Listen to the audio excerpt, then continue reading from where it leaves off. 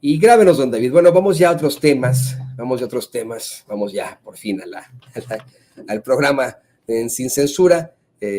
Vamos a tratar de endulzar esto con compañeros precisamente de los medios de comunicación, compañeros que que han estado con nosotros durante mucho tiempo, echándole ganas para sacar la verdad con justicia, para plantearle a usted ese periodismo libre e independiente. Y quiero saludar con mucho gusto a mi querido amigo, escritor y periodista, colega, colaborador de los Datos Duros MX y de Informativo Basta, al querido Ricardo Sevilla. Ricardo, ¿cómo te va?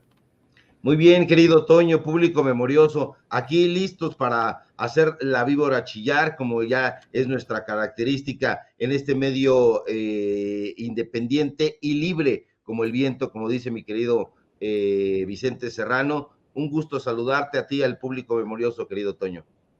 Querido Ricardo, pues, ¿qué te parece que vamos con el todavía muy escabroso tema del Instituto Nacional Electoral? Ya, se aprueba en lo particular y en lo general el plan B a la reforma electoral y ahora regresa al Senado sin esa cláusula de la vida eterna para el Partido Verde y etcétera.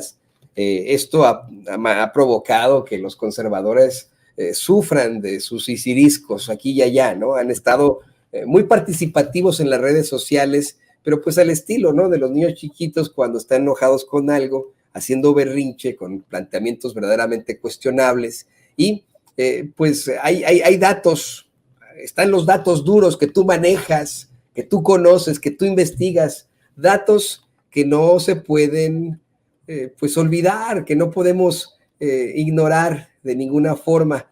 Me parece que nos vas a plantear una situación ahí muy cuestionable sobre el dinero que se va a llevar el INE en el 2023, ¿es correcto?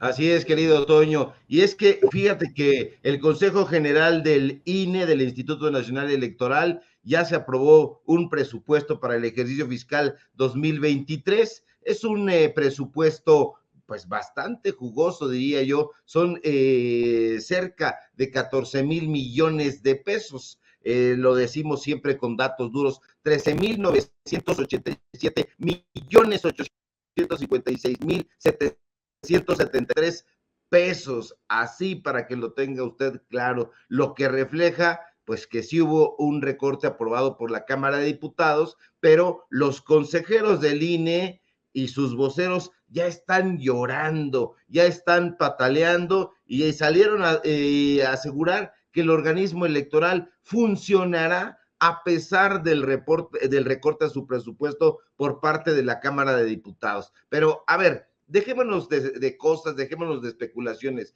El recorte al INE no lo herirá de muerte, como están diciendo en la oposición. El recorte al INE, como mucho, impedirá que ese organismo controlado por Lorenzo Córdoba y su camarilla siga distribuyendo entre sus amigos los recursos millonarios. ¿De qué hablo, público memorioso? De que Lorenzo se está quejando amargamente del recorte que se le hizo al INE, pero no nos ha dicho nunca que en el INE tenían contratados a prácticamente todos los exconsejeros de ese organismo, desde que se llamaba Instituto Federal Electoral hasta que pues lo ha secuestrado él. Y hablo concretamente de los contratos que le dieron, por ejemplo, a José Woldenberg, a Pepe Woldenberg, el amigo de Fernando Belauzarán, el exdirector de la revista Nexos, el amigo de Héctor Aguilar Camín, este antilópez obradorista. Hablo concretamente de los contratos que le dieron a María Marván Laborde, por ejemplo, y justo por eso, porque es un golpe estratégico al corazón de la corrupción que impera en el INE, es que hayan salido precisamente un grupo de exconsejeros del Instituto Nacional Electoral a arremeter contra el plan B de la reforma electoral. Estos exconsejeros, todos amigos de Lorenzo Córdoba, todos colaboradores de la plataforma de desinformación Latinos, porque ahí los tiene contratados la empresa priista de Roberto Madrazo para dar sus opiniones, hicieron una carta que estuvo circulando en la que señalaron que la aprobación de esta iniciativa no garantizaba que hubiera elecciones libres en México. Por supuesto que esa es la idea, por supuesto que esa es la entraña, que se sanee la democracia en este país, porque esa sí ha estado herida de muerte a momentos, sobre todo cuando estuvo el PRI en el poder, por supuesto, y cuando le pasó la estafeta al Partido Acción Nacional. Ahora, están alborotados porque el recorte, Toño, impactará directamente en sus bolsillos. Eso hay que decirlo sin eufemismos. Impactará directamente en sus contrataciones, porque estos personajes, insisto, estaban contratados por el Instituto Nacional Electoral. Que no se nos olvide que aquí en Sin Censura hemos presentado los contratos del Instituto Nacional Electoral al Tribunal del Poder Judicial de la Federación, a los contratos a la empresa Nexos, a la empresa Letras Libres, a Clio, que es como se llama, y bueno, precisamente en los medios de comunicación corporativos están tan enojados. ¿Por qué están enojados? Pues es sencillo de responder, porque a ellos también les tocaba su rebanadota en el pastel. ¿O a poco ya se nos olvidó, por ejemplo, que quien fuera productor de Carmen Aristegui y Javier Solórzano, Ivo Gaitán, fue un personaje muy cercano a Solórzano y Aristegui, pero al mismo tiempo tiene una empresa llamada Fluxo, Sociedad Anónima de Capital Variable, una empresa que se dice dedicada a la producción y venta de videoclips, entendemos nosotros comerciales y montajes, y pues ha recibido cualquier cantidad de contratos millonarios en el Instituto Nacional Electoral. Ahora, el propio Lorenzo Córdoba ha tenido que morderse la lengua y ha dicho que no estará en riesgo ninguna de las actividades sustanciales del instituto. Y así que el INE no está en riesgo presupuestal para el próximo año, no está en riesgo presupuestal para 2023. Y fíjate, por otro lado, pero sobre el mismo tema, el miedo no anda en burro, porque qué curioso que al final de esta sesión, donde se aprobó el presupuesto para el año que viene, se informó que dos de los principales funcionarios del INE, René Miranda, quien fuera director de Registro Federal de Electores, con 26 años de antigüedad en el organismo, así como Manuel Carrillo, coordinador de asuntos internacionales ahí en el INE, con 29 años de trayectoria, se retiran al acogerse pues al benévolo retiro voluntario, un retiro voluntario, Toño, público memorioso, que le dará la posibilidad de irse a descansar como quieren ellos, con una pensión dorada. No todos tienen una pensión dorada, ni todas las personas tienen la posibilidad de decir, bueno, ya como va a haber estos recortes, mejor pongo pies en polvorosa antes de que me toque a mí ese recorte. Estos personajes no tienen la menor intención, querido Toño, de ajustarse el cinturón, no son personajes probos de ninguna manera y están acostumbrados a gastar a manos llenas, y eso es lo que no quieren, querido Toño, por eso ya se están yendo. No, y es que, mira, híjole, también hay que considerar en sus retiros, hay que considerar qué van a estar haciendo después, la idea que dejarán. A mí me llamó mucho la atención un mensaje que publicaba en las redes sociales la coordinadora, la secretaria general de Morena, Citlali Hernández, le respondía a Ciro Murayama después de que éste se quejara por el plan B a la reforma electoral, y le decía, ¿es usted el árbitro? ¿No? Entonces quedará una idea muy distinta de este tipo de personajes, querido Ricardo, y qué bueno que nos lo puedas plantear con datos duros, qué bueno que los puedas exhibir con datos duros, con los pelos de la burra en la mano. ¿Y qué te parece? Si vamos a otro tema también escabroso, le pido a David y a Alex que nos graben. Hoy en la conferencia de prensa mañanera, el presidente López Obrador mencionó lo infame que resultó esta pues exigencia del comandante Borolas, carnicero de Michoacán, híjole, tantos apodos para describir, para calificar al nefario expresidente espurio Felipe Calderón, exige este sujeto que le apliquen el artículo 33 a Abraham Mendieta. Vamos a, mira, yo sé que a ti te encanta repasar, que tú eres muy estudioso, que tú, pues, me imagino que en la primera y la secundaria eras de puro 10. Vamos a ponerle al público el artículo 33 para que la gente lo vea, lo conozca, un artículo que el mismo presidente López Obrador considera arcaico. Pónganlo en grande donde hay, porque si no, no se ve nada. Ahí, si lo puede aumentar un poco, dice, artículo 33, son personas extranjeras las que no poseen las calidades determinadas en el artículo 30 constitucional y gozarán de los derechos humanos y garantías que reconoce la Constitución. El Ejecutivo de la Unión, previa audiencia, podrá expulsar del territorio nacional a personas extranjeras con fundamento en la ley, la cual regirá, es que no puedo leer hasta allá, pero regulará, disculpe usted, el procedimiento administrativo, ya me faltan los nuevos lentes, así como el lugar y el tiempo que dure la detención. Los extranjeros no podrán de ninguna manera inmiscuirse en los asuntos políticos del país. Y en efecto, mi querido Ricardo, tú sabes perfectamente que le aplicaron este artículo 33 a los buenazos de Manu Chao, por ejemplo, ¿no? Me parece que fue en tiempos de Peña Nieto. Intentó hacerse el graciosito Calderón al verse acorralado, al verse en una situación de desesperación por tantas veces que lo exhibe Abraham Mendieta.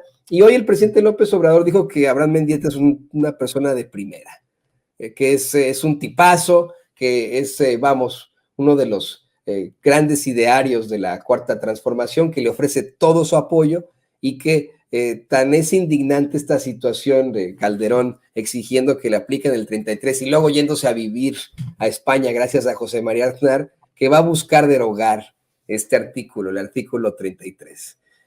Hoy publicabas algo muy bueno, muy interesante en las redes sociales. Hoy publicaste en Twitter, pues que también, pues que hay que ver esos tarados que atacan a Abraham Mendieta, exigiendo la situación migratoria de López Dóriga, de Pablo Iriart, de Fernández Menéndez o de Beltrán del Río, pues todos son extranjeros con datos duros. ¿Qué nos puedes decir sobre esto, querido Ricardo? Sí, querido Toño, de entrada, bueno, pues hay que coincidir con el presidente López Obrador. Abraham Mendieta es uno de los personajes más consistentes, hace unos análisis muy interesantes, no le tiembla la lengua para nada para hacer la crítica a la derecha y bueno, ha salido a hacer una defensa desde la izquierda. Por supuesto es pro-cuatroteísta y eso lo vemos nosotros con gran simpatía, con muchísimo respeto, además de ser un personaje afable, le ha dado auténticas bofetadas con datos duros, con datos históricos a todos estos personajes que no atinan a responderle porque son básicos, porque son ramplones. Entonces, desde acá, nuestra solidaridad a Abraham Mendieta. Y bueno, por otro lado, pues hay personajes como estos que ahora están presumiéndose ya completamente mexicanos, pero son personajes que en su momento llegaron a este país buscando la posibilidad de mejorar, puesto que en las naciones de donde ellos venían, pues los acusaban allá algún tipo de malestar. Es el caso de Pablo Iriart, por ejemplo, este sujeto que fue director del periódico La Razón, que fue director del periódico La Crónica, un personaje chileno y que fue traído aquí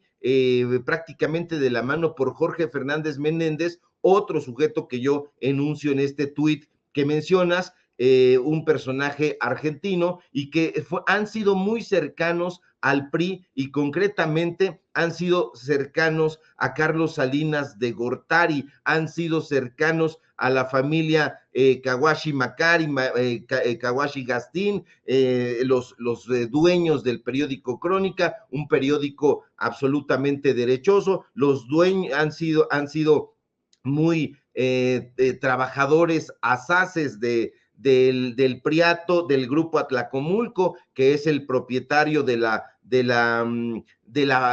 firma, porque es una firma La Razón, de este periódico que está en el norte de la Ciudad de México y que es prácticamente pues un refrito del periódico español La Razón. Estos personajes son extranjeros, ¿no? Que tengan carta de naturalización no les va a quitar la extranjería. Pascal Beltrán del Río es de Michigan, es estadounidense. Jorge Fernández Menéndez, insisto, es argentino. Pablo Iriart es chileno. Y Joaquín López Dóriga, pues usted lo conoce, español, también naturalizado mexicano, pero se han comportado absolutamente rapaces. Ellos y otros tantos personajes. Entonces, aquí a mí me parece que hay que recuperar las palabras de Sherezada en Las Mil y Una Noches. Somos habitantes del mundo. Dejemos a un lado esta xenofobia que es la que estamos criticando, este racismo. Y si hay un personaje como Abraham Mendieta u otros tantos que están haciendo la defensa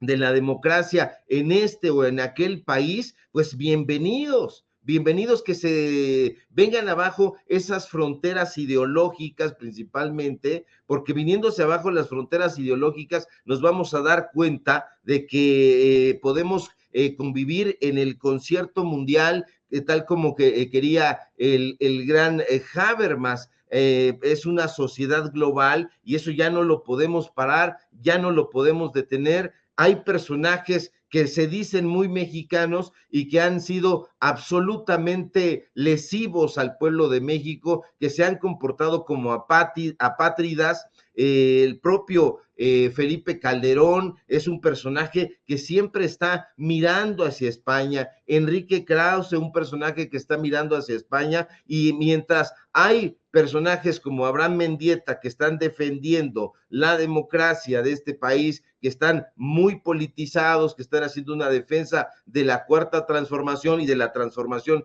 en general en este país, hay personajes como estos que están atacando desde el extranjero y favoreciendo las narrativas golpistas neoliberales extranjeras, pues como si fueran ellos sí extraños, porque eso es lo que es un extranjero, un extraño. Entonces, nosotros sentimos una gran empatía por Abraham Mendieta y por todas las personas que vengan de donde vengan, y si vienen a aportar, pues bienvenidas. No podemos estar cerrándole las puertas y convirtiéndonos en falsos patriotas porque alguien nos incomoda. La incomodidad en el caso de Abraham Mendieta es simple y sencillamente porque les ha puesto unas palizas proverbiales, y eso hay que celebrarlo y en todo caso acompañarlo y respaldarlo, mi querido Toño.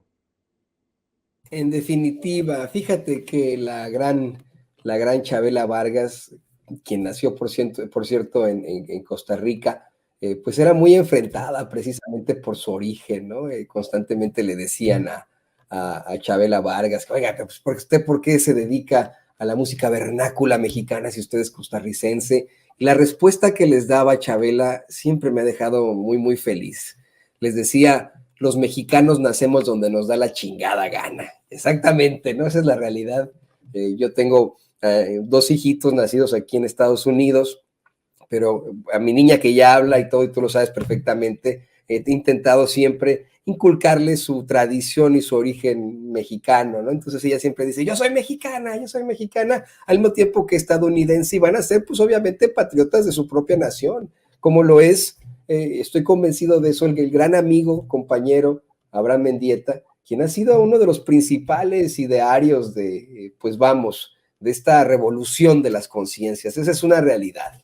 Y a una muy corta edad, el querido Abraham Mendieta, así que pues igualmente, cuando Calderón sacó estos planteamientos, me parecía una ridiculez, ¿no? Ni siquiera digna de responderle al comandante Orolas, al carnicero de Michoacán, ¿no? Y ahora, bueno, pues exhibe el mismo como un hipócrita, ya que irá a vivir, será a vivir a España con su amigo José María Aznar. Y bueno, pues, querido Ricardo, qué bueno que podamos estar contigo siempre aquí, platicando estos temas, presentando los datos duros. Hago una aclaración: expulsaron a Manu Chao, en tiempos de Calderón, ¿eh?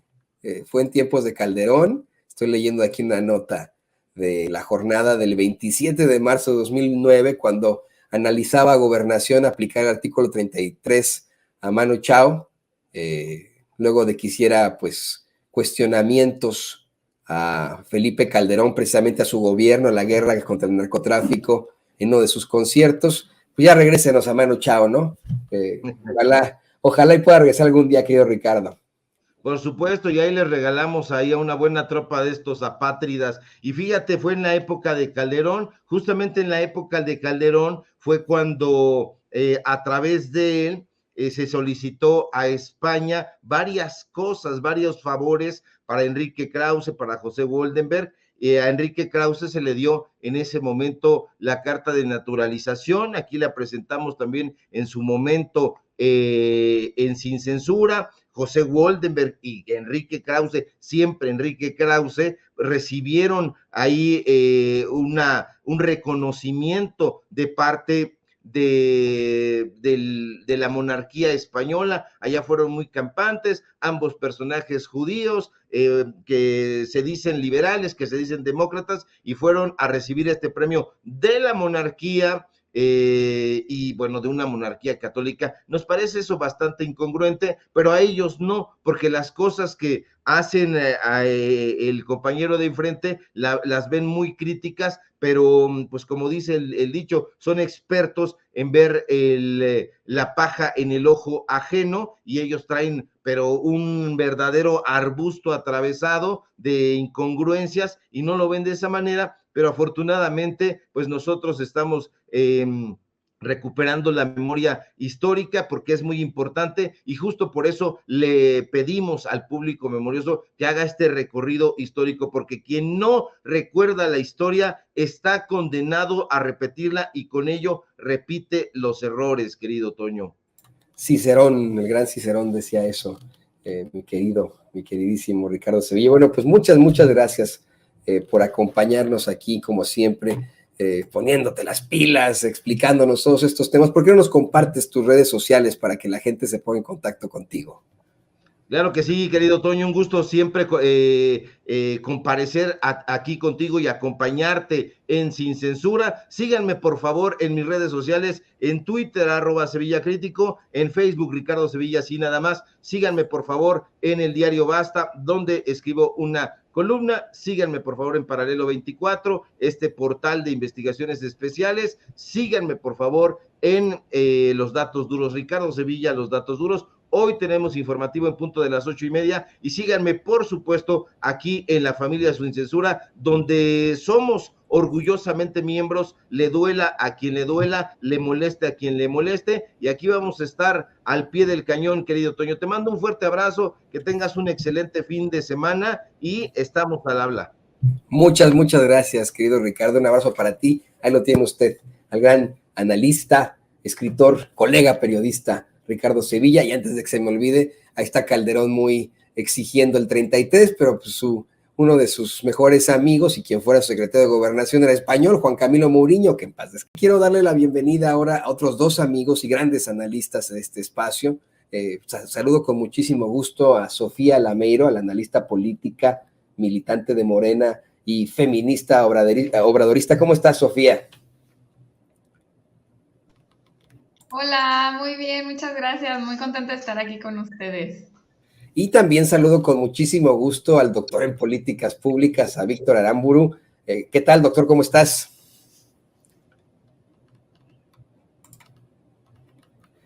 Creo que no tienes audio, doctor. Ya, bueno, repito. Hola, Toño, buenos días. Hola, Sofía. Pues qué gusto estar aquí con ustedes, sí, compartiendo espacio. No me había tocado con Sofía, pero pues va a estar bueno entonces. Va a estar bueno porque hoy hubo declaraciones extremadamente fuertes. Yo quisiera decir que hasta burlas. Hoy el presidente López Obrador se burló de la portada del periódico Reforma. Hoy en el periódico Reforma, la nota que engalana sus 8 columnas es: analiza Biden golpe al INE. Y el presidente, pues en medio de la carcajada, pregunta: ¿ustedes creen que analiza el presidente Biden el golpe al INE? Dijo que Biden, pues primero es muy respetuoso y sabe que México es un país independiente y soberano y libre. Es un político con mucha experiencia que tiene asuntos más importantes, que ya parece que le va a estar importando lo que piense Junco, Chumel, Torres o Denise. Sofía, eso es lo que quiero comenzar contigo con esto. La realidad es que sí ha habido encontronazos entre los gobiernos, pero no un encontronazo de que de pronto se acabe la relación simbiótica que existe entre México y Estados Unidos. Han habido una serie de consultas para el TEMEC, para este nuevo acuerdo comercial entre México, Estados Unidos y Canadá, y lo que hemos visto es una falta de coordinación precisamente en las agencias, en las secretarías acá en Estados Unidos. Mientras tenemos un Anthony Blinken declarando ciertas cosas, tenemos al presidente Biden declarando otras. Mientras vemos, por ejemplo, a la embajadora, que solo vamos a dedicar tal vez en unos momentos más, a la embajadora de Estados Unidos en Perú, reuniéndose con la presidenta de facto de ese país, se plantea que a lo mejor ni tenía idea de esto Blinken, ¿no? El secretario de Estado. Yo quiero conocer tu análisis sobre pues, estas declaraciones del presidente López Obrador. ¿Habría de alguna u otra forma algún interés del presidente Biden en, no sé, ¿no? En nuestra ley electoral, en este plan B a la reforma electoral, así como estuvo interesado Ricardo Monreal? Bueno, creo que primero cabe resaltar que el presidente Andrés Manuel se ha dado a respetar ante un gobierno pues gringo, como sabemos que siempre han sido y que manejan una política en la que quieren controlar las democracias específicamente de los países desarrollados, como los de América Latina, ¿no?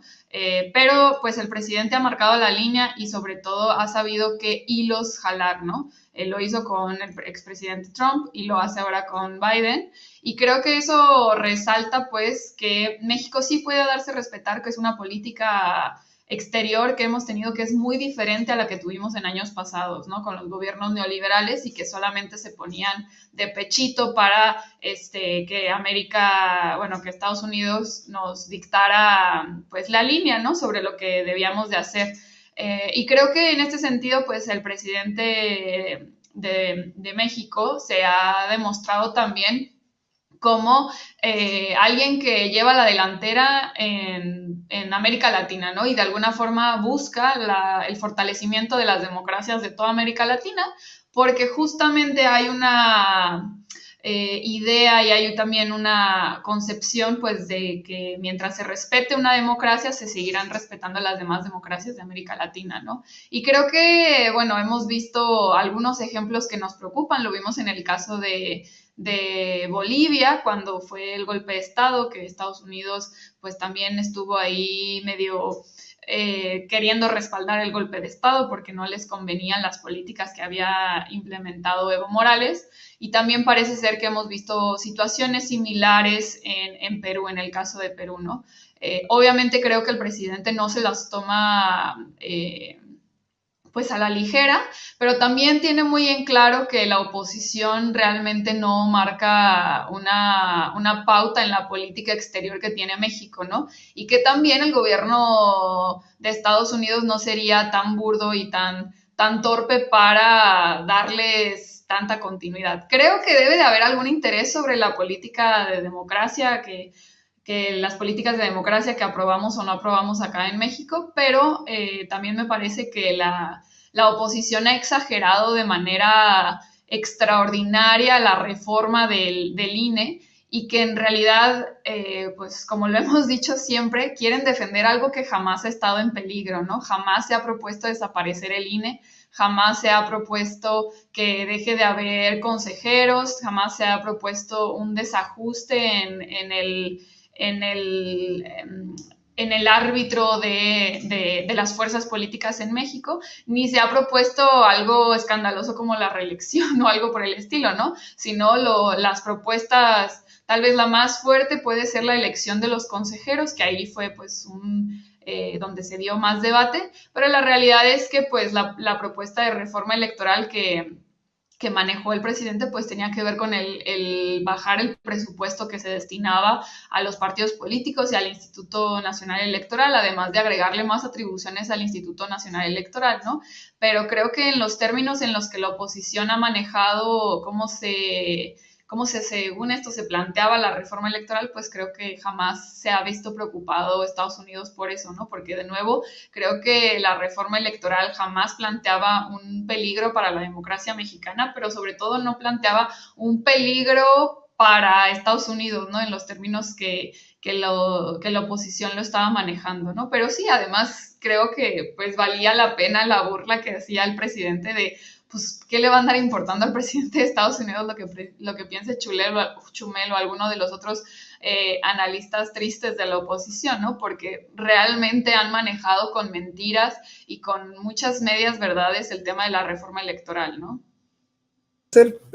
Para ser perfectamente honestos y analizamos un poco la geopolítica, creo que la última vez que el gobierno de Estados Unidos, sin contar la guerra contra el narco, la última vez que el gobierno de Estados Unidos tuvo una verdadera intervención en México fue durante la Revolución Mexicana, cuando fue la segunda invasión allá a Veracruz, mientras estaba Victoriano Huerta, pero de ahí en fuera tenemos instituciones muy parecidas. Obviamente ha habido una intervención de alguna u otra forma diplomática, pero en este momento se exhibe la buena diplomacia, como plantea Sofía, que existe por parte del equipo del presidente López Obrador y del mismo, ¿no? Nadie se esperaba que en algún momento López Obrador pudiera manejar a la bestia, para referirme a Donald Trump, ¿no? Que pudiera enfrentarse a un cambiante, muy voluble líder que teníamos acá, desafortunadamente presidente, a un pseudofascista incluso, ¿no? Pero lo consiguió y lo consigue ahora con Biden. Y con eso quiero ir con el doctor. Le pido al equipo que por favor nos grabe, doctor Víctor Aramburu. Fíjate que antes de que ganara Biden, discúlpeme, antes de que ganara Biden, se manejaba acá en Estados Unidos, ya sabes, en estos cables y en estas columnas como allá en México, que estaban muy preocupados en la campaña de Biden sobre la relación que existiría entre precisamente Joe Biden y el presidente López Obrador, ¿no? Estaban preocupados desde el punto de vista de que pues se trataba de un presidente de izquierda que había expresado su, pues vamos, ¿cómo decirlo?, su afinidad con Donald Trump, como ya lo mencionaba Sofía, al dominar a esta bestia, ¿no? Y se planteaba una y otra vez que supuestamente Estados Unidos iba a voltear más hacia Colombia, ¿no? Y que se iba a quedar ya la idea de México muy separada, algo que era pues verdaderamente risible que lo manejaran los medios acá, en las columnas y etcétera. Era estúpido, ¿no? En México y Estados Unidos, más que medios hermanos, son hermanos siameses, comparten órganos, el órgano de la economía, el órgano de la migración, el órgano de la seguridad. Es verdaderamente ridículo. Pero sí hay que considerar esto. ¿Podría haber alguna preocupación por parte del presidente Biden, de su gobierno, sobre el gobierno del presidente López Obrador? No la hemos visto directamente de Biden, ha sido muy respetuoso, un presidente que se esperaba iba a ser pues conservador moderado, resultó ser muy liberal, hasta eso, ¿no? Con tantas cosas. Hay obviamente problemáticas por lo de la edad, pero han habido determinaciones que uno se queda así de, ¿qué? Lo está haciendo un político conservador acá en Estados Unidos, quiere cobrarle impuestos a los más ricos, quiere de alguna u otra forma quitarle la deuda a los jóvenes en sus universidades, está apostándole también por algún tipo de seguridad social. No sé si nos puedas dar un análisis precisamente sobre esta afinidad entre ambos personajes y si puede haber verdaderamente alguna preocupación por parte del gobierno de Estados Unidos.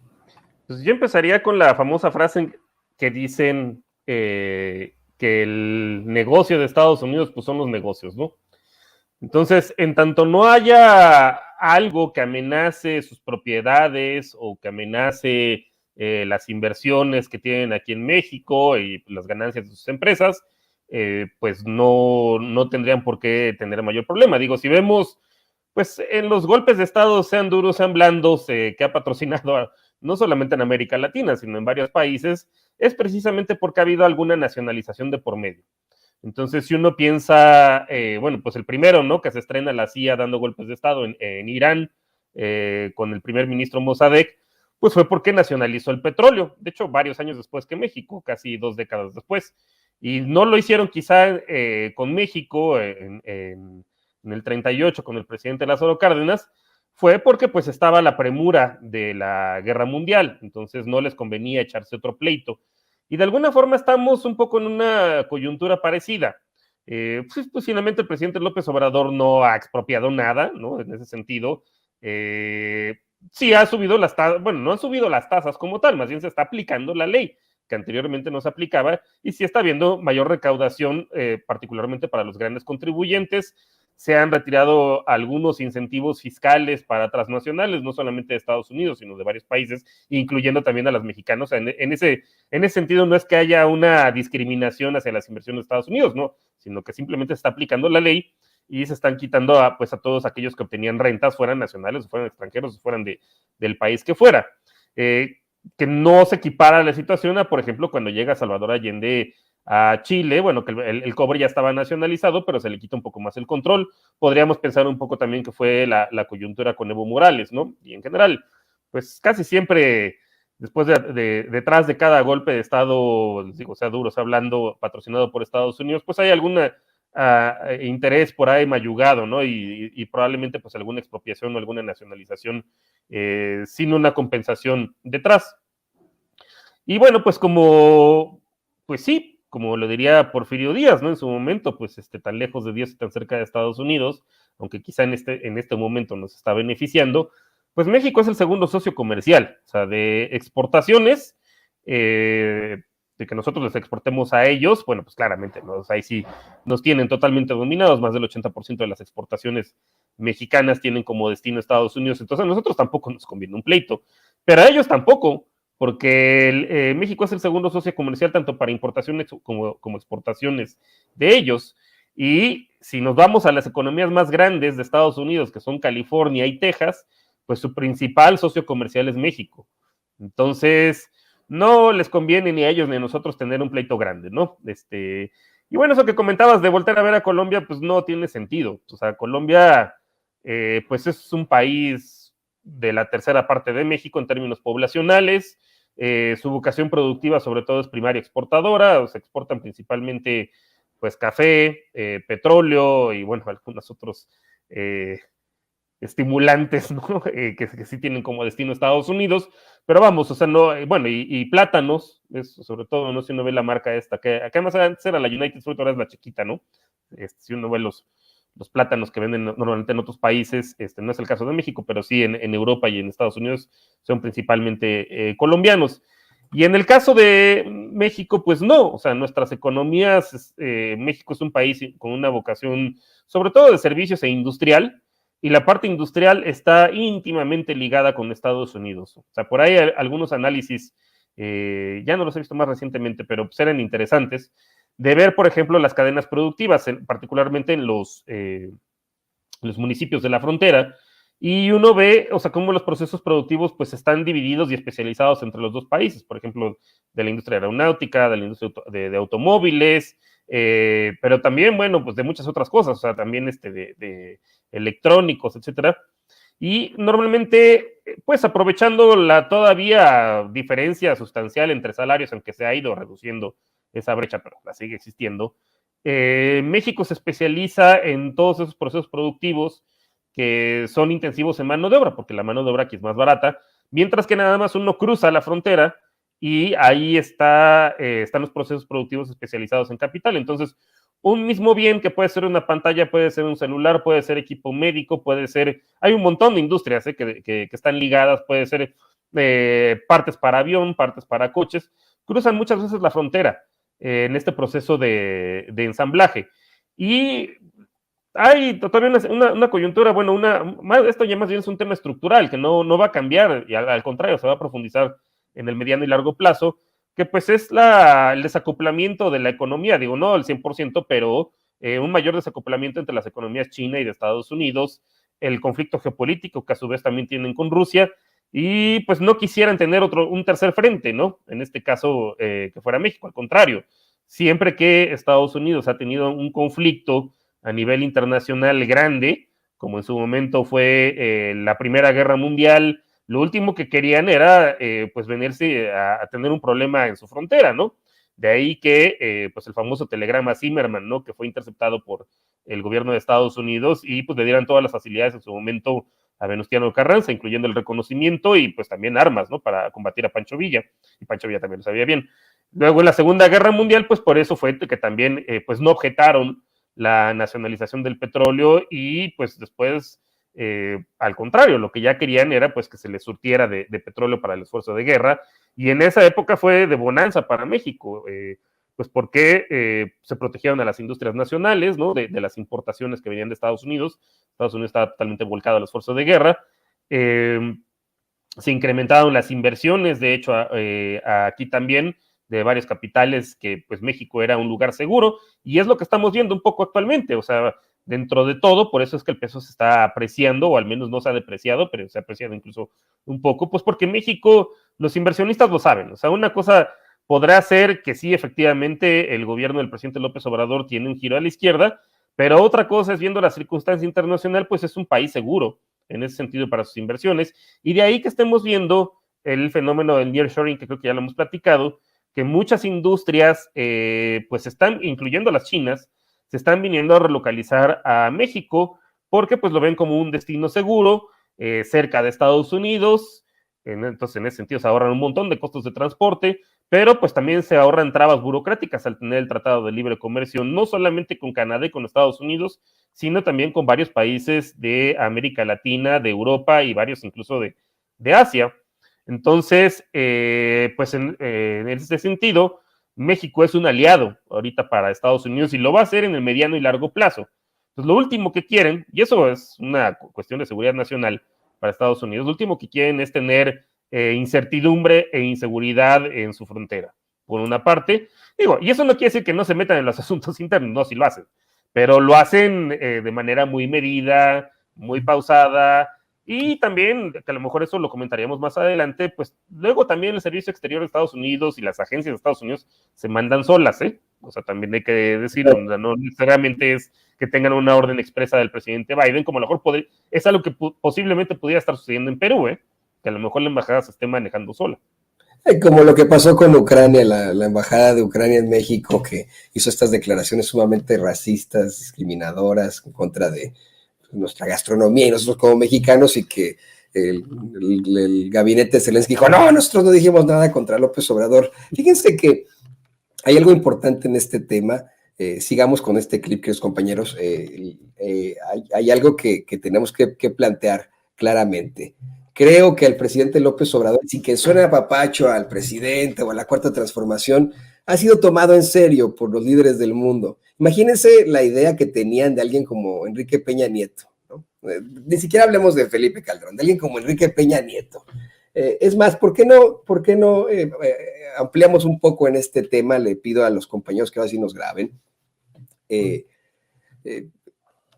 Tuvimos a varios expresidentes sumamente cuestionables, uno verdaderamente nefario, y el pasado, pues, que daba muy mala imagen al mundo, no por cómo se veía, sino por las cosas que hacía o decía. Me viene a la mente esa cumbre de líderes de Norteamérica en la que Peña Nieto intenta como subirse a un estrado, a una mampara ahí con el presidente Obama y con el primer ministro Justin Trudeau, y que se baja, se suben y queda muy, muy mal. Yo considero que en todo caso desde el mundo han tomado ya muy en serio la política mexicana. Mientras teníamos un presidente que era verdaderamente violento, que estableció una guerra sin ton ni son, que precisamente era cuestionado por las agencias del orden acá en Estados Unidos por sus personajes más cercanos. Hoy Genaro García Luna acá, ¿no? Detenido.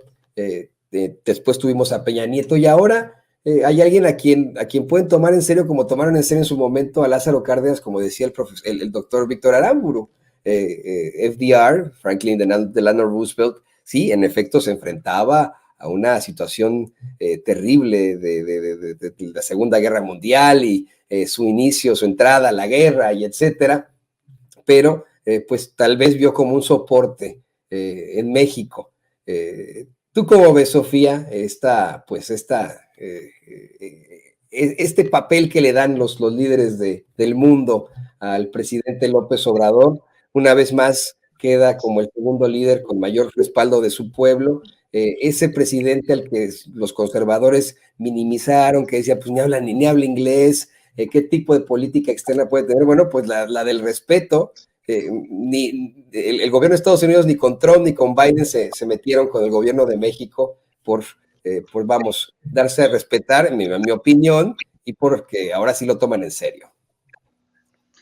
Creo principalmente que una de las cosas que más genera impacto es la aceptación que hay de un presidente, ¿no? No es tan sencillo decir que pues tienes buena aceptación o no, ¿no? O sea, lo primero, Andrés Manuel siendo el segundo presidente con mayor aprobación a nivel mundial, creo que llama mucho la atención y también pues demuestra que algo se está haciendo bien para que la población esté contenta, ¿no? No está iniciando su gobierno, ya lleva más de la mitad, y que siga con estos índices de aprobación, pues es un buen indicador de que a pesar de todo lo que se ha vivido en estos 4 años, siga en ese nivel, ¿no? Igual que me parece genera ese impacto el presidente de India, que es con mayor aprobación a nivel mundial, ¿no? Y la otra es que también muchas de las políticas económicas que se han estado manteniendo en México han dado una buena imagen de lo que se está haciendo, ¿no? De este gobierno. Principalmente, pues bueno, que el peso se ha mantenido estable a pesar de todo lo que hemos vivido con el COVID, con la crisis económica, con todo.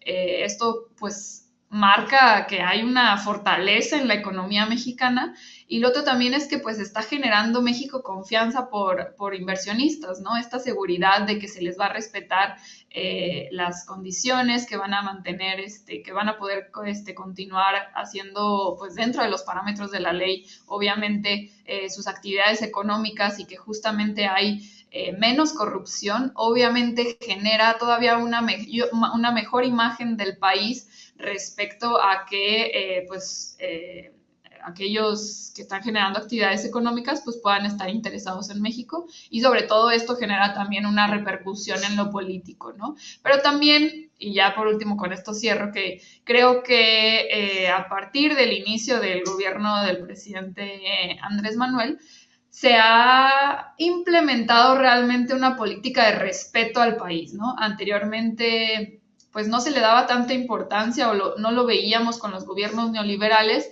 esta necesidad de que los demás países tuvieran que respetar a México, no solamente con sus políticas internas, sino lo que está sucediendo y lo que se está decidiendo en el país, ¿no?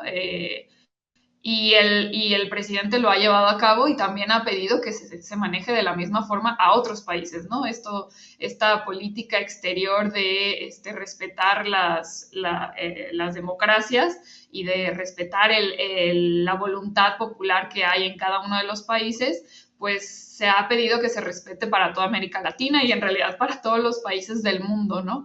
Y que sobre todo también se lleve una política de paz.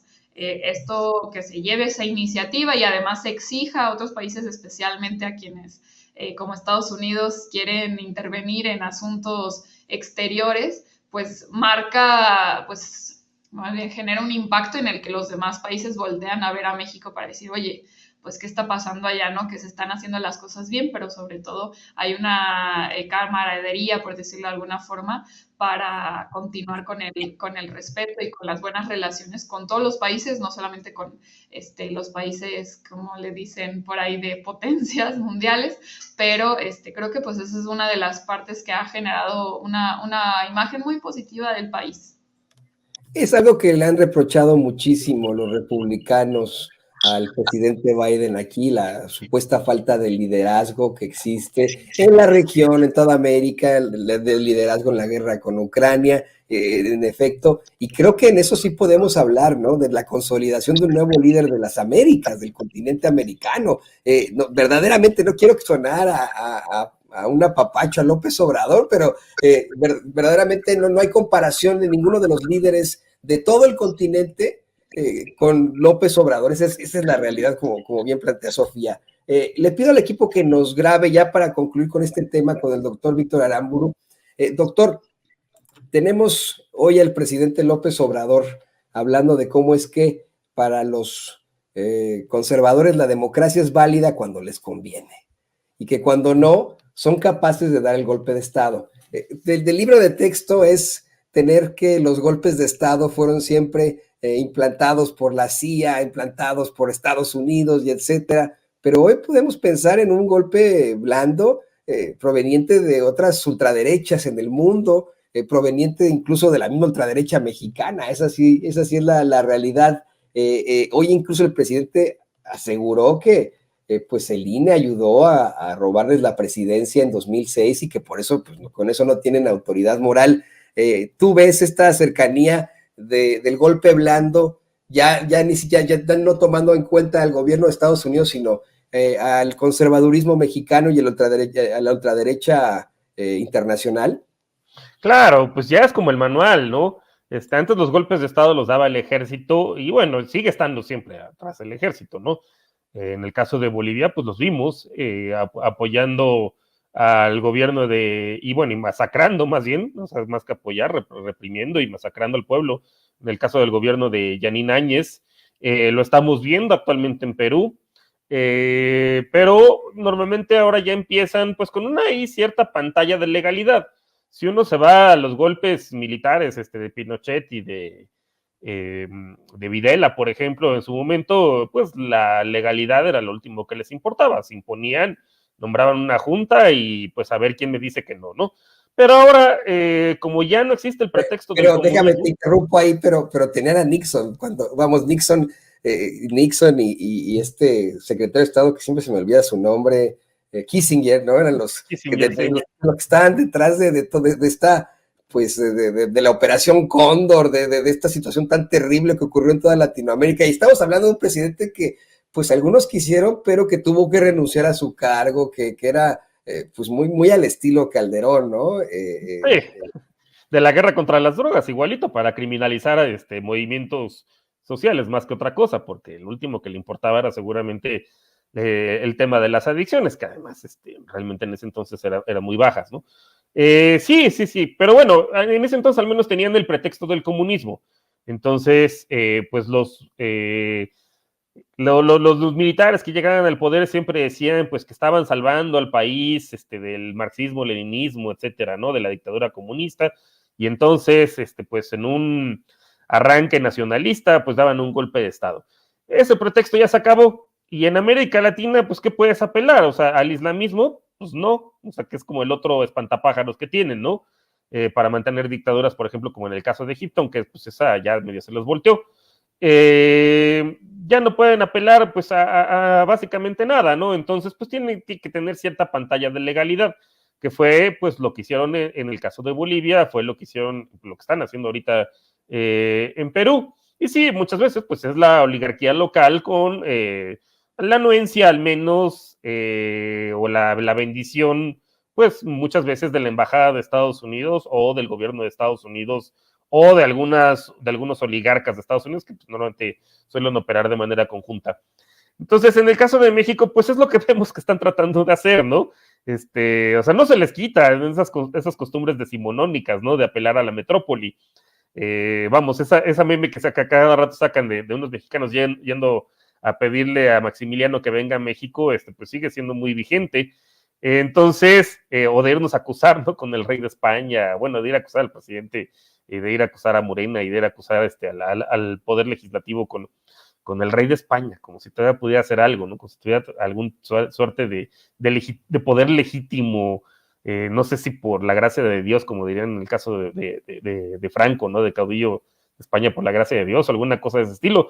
Pero bueno, pues les encanta, ¿no? Y si no, también con el gobierno de Estados Unidos, o ante la OEA, que también es otro de sus favoritos, pero mal que bien, o sea, sí les ha servido. En el caso de la OEA, pues vimos, ¿no? Que este personaje inmundo que ahí sigue, Almagro, pues fue de los que se encargó también justo de tratar de darle una cierta deslegitimidad a la reelección del gobierno del presidente Evo Morales en su momento y pues de alguna forma tratar de justificar el golpe de Estado en Bolivia. Entonces, pues eso es lo que tratan de hacer. Pero difícilmente lo podrían hacer, creo yo, porque pues como comentaba en la intervención anterior, el interés de Estados Unidos pues primero están sus negocios, ¿no? Y en mantener estabilidad en el país, en México, que no haya, porque pues eso les implicaría cualquier cantidad de refugiados en sus fronteras, y eso es lo último que quieren tener de un día para otro. No es lo mismo que haya un golpe de Estado en Bolivia y que pues los refugiados vayan hacia Argentina, o en el caso de Perú, que nosotros nos tengan aquí al lado, ¿no? Entonces eso no les conviene. Eso por una parte, y pues la otra, pues seguir teniendo ganancias y seguir teniendo inversiones, y pues como lo comentaba, esa es la segunda prioridad para Estados Unidos, y claramente sus inversiones no se han visto afectadas, ni sus ganancias, ni sus propiedades. Entonces, pues no veo por qué tengan que hacerle mucho caso a personajes como Denise Dresser, que sí los utilizan, digo, hay que decirlo, pues ahí están ya los cables de Wikileaks, ¿no? Que la señora pues era una asidua informante de la Embajada de Estados Unidos, y pues seguramente por alguna contraprestación, pero pues no pasa de ahí. Ahora, también viendo sus análisis, pues yo lo tendría como uno de tantos, ¿no? Igual que los de Jorge Castañeda, porque pues también ya sabemos que jalan agua para su molino. Entonces me imagino que algo hacían de tener en la embajada, ¿no? O sea, además de sus servicios de inteligencia, pues a ver qué opina Denise Dresser, ¿no? Por ahí de vez en cuando, y le hacemos caso, no le hacemos caso, no sabes que mejor no le hagas caso. Bueno, una de esas está así, y así deben tener a varios personajes de este estilo, pero eso no implica pues que necesariamente vayan a tener algún apoyo ni nada, ¿no? O sea, que es además lo que estamos viendo, porque además tampoco son tontos, o sea, saben justamente de lo que decía Sofía, de los altísimos niveles de aprobación del presidente López Obrador, justamente también del poder de influencia que ha tenido en América Latina. Vamos, pues a la muestra está en que el presidente Pedro Castillo pues buscó refugiarse en la embajada mexicana. Ahora, digo, eso no es algo nuevo, o sea, eso también, vamos, como también decía Sofía, pues es la recuperación de la dignidad de la política exterior de México, que se había perdido durante, pues desde Cedillo, más o menos, porque hasta eso con Salinas más o menos hubo ciertos acuerdos, ¿no? Los acuerdos de Chapultepec y cierta operación, incluso hasta con De la Madrid, que digo, el personaje habrá sido muy gris, pero pues de alguna forma todavía seguía esa inercia quizá de dignidad. Todo se perdió a partir de Cedillo, con Fox ni se diga, ¿no? Era un tapetito, el mismo Hugo Chávez le decía que era el cachorro del imperio, con Calderón también, con Peña Nieto ni se diga, ¿no? Luis Videgaray también trayendo a Trump, justamente, que tratando de quedar bien, ¿no? Aplicando la lógica priista es que fíjate que yo conozco al primo del amigo del vecino, y entonces por lo mismo me va a hacer caso. Pues no, en Estados Unidos no funcionan las cosas así, ¿no? Pero bueno, pues aquí se ha recuperado ese liderazgo, se han recuperado lo que dice la fracción 10ª del artículo 89, los principios de política exterior tradicionales, que no es que hayan salido de la nada, han salido de